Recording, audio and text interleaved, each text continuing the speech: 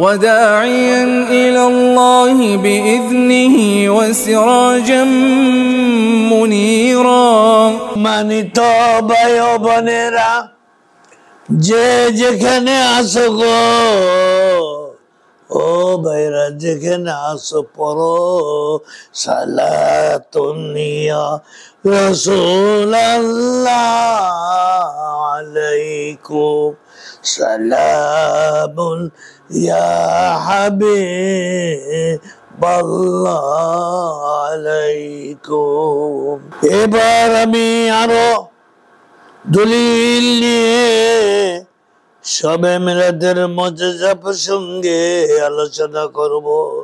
বাইহাকি, তিবরানি, আবু নঈম, ইবনে Asakir সূত্রে আল্লামা Jalaluddin Suyuti রহমাতুল্লাহ রচিত খাসায়েসুল কুবরার প্রথম খণ্ডে 81 পৃষ্ঠায় হযরত উসমান ইবনে আবুল আস রাদিয়াল্লাহু আনহু হতে শবে মিলাদের মুজিজা সম্পর্কিত আলোচনা হয়েছে। শবে মিলাদের মুজিজা সম্পর্কে বর্ণিত আলোচনা শুনুন। উম্মি ইন্নাহা শাহিদাত বিলাদাতা আমিনাতা উম্মা আমিনাতা উম্মু রাসূলিল্লাহি সাল্লাল্লাহু আলাইহি ওয়াসাল্লাম। লাইলাতুন ক্বালাত ফামা শাইউন উনজুরু ইলাইহি ফিল বাইতি ইল্লা নূরুল আল আখিরুল হাদিস। হযরত উসমান ইবনে আবুল আস রাদিয়াল্লাহু শবে মিলাদের মুজিজা সম্পর্কে বর্ণনা করেছেন।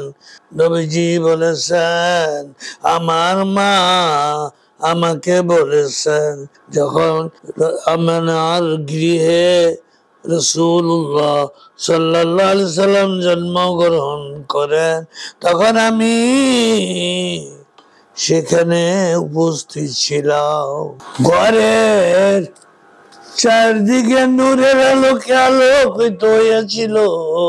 তারকারাজি এমন ভাবে জোরে ঝুঁকে পড়েছিল, মনে হচ্ছিল যেন আমার উপরই আছড়ে পড়বে।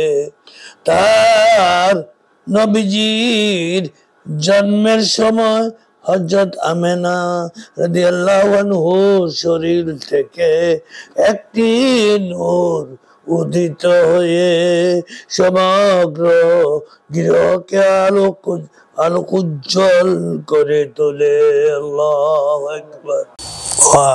আখিরু দাওয়ানা আনিল হামদুলিল্লাহি রাব্বিল আলামিন।